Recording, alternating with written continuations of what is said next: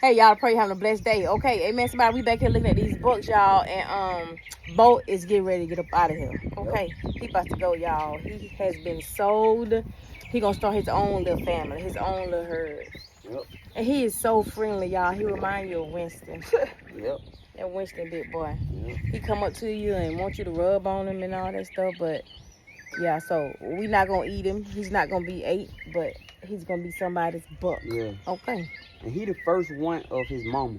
What I notice about the girls when they have the babies the first time, they don't really have good babies the first time. They don't.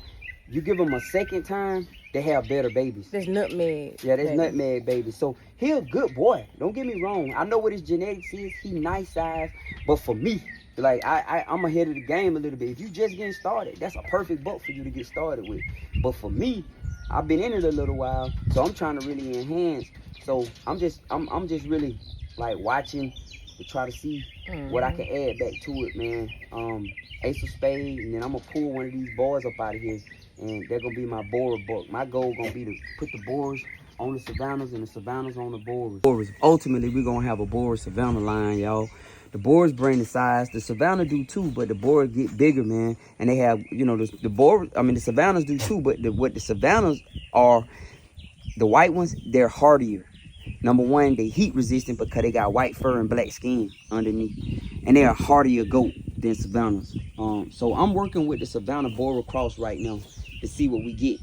That's my whole everything. Savannah Boars. Like, that's all I want to do right now.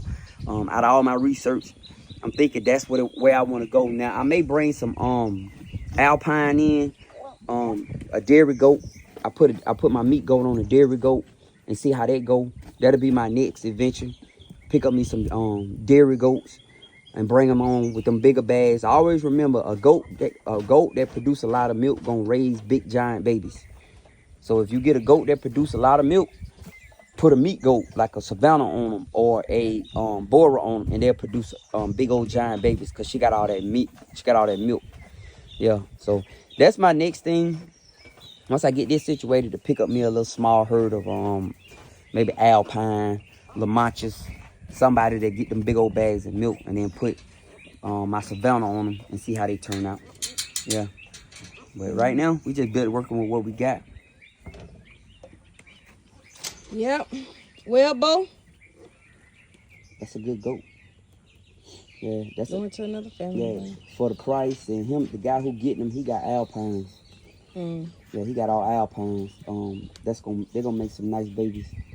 Yep. That's a big joke right there. Yeah. I'm talking about him. I know, but he ain't gonna throw big babies. He's an anomaly. I know his mama. His mama is a pygmy goat.